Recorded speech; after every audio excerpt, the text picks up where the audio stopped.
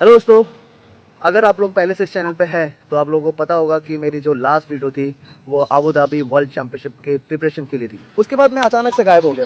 मतलब ना कोई वीडियो, ना कोई अपडेट कि क्या रहा वहाँ पे, कैसे क्या एक्सपीरियंस किया मैंने, कुछ भी चीज़ें नहीं बताया, एकदम खो सा गया।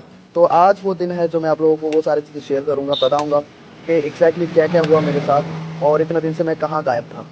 सो दोस्तों, आप लोग देख सकते हो मैं निकल पड़ा हूँ अपने देश को रिप्रेजेंट करने के लिए, इंडिया टू अबू धाबी। सफ़र बहुत लंबा था बट बहुत खूबसूरत था और किस्मत भी इतनी अच्छी कि विंडो सीट मिल गया और फाइनली हम पहुंच गए अबू धाबी।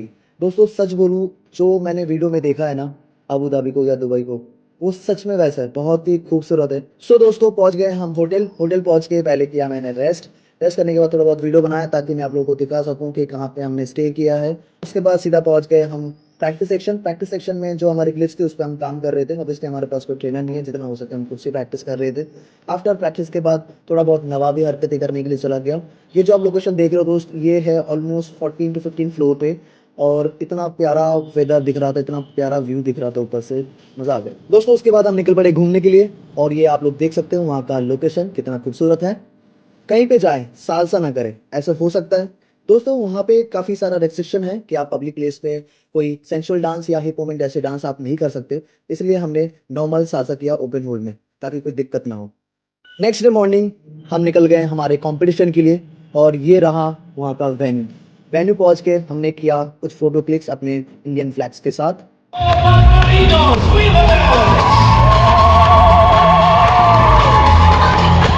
सो दोस्तों, ये रहा वर्ल्ड चैंपियनशिप का स्टेज, जहाँ पे ऑल ओवर वर्ल्ड से लोग आ रखे थे अपने कंट्री को रिप्रेजेंट करने के लिए। ऑलमोस्ट 40 से 50 कंट्री वहाँ पे प्रेजेंट थे। सो फाइनली दोस्तों, मैं अपने ड्रीम स्टेज पे हूँ।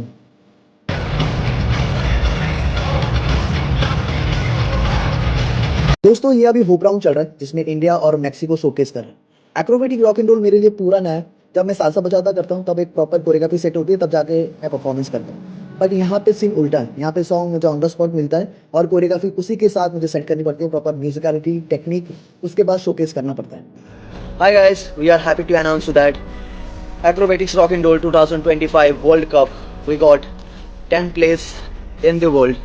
हाँ, काफ़ी सारे प्रॉब्लम फेस किया और मेरा हाथ भी फ्रैक्चर था ड्यूरिंग माय प्रैक्टिस और उसके बावजूद भी हमने पार्टिसिपेट किया, जो होगा देखा जाएगा। And yes, it's a big achievement for me.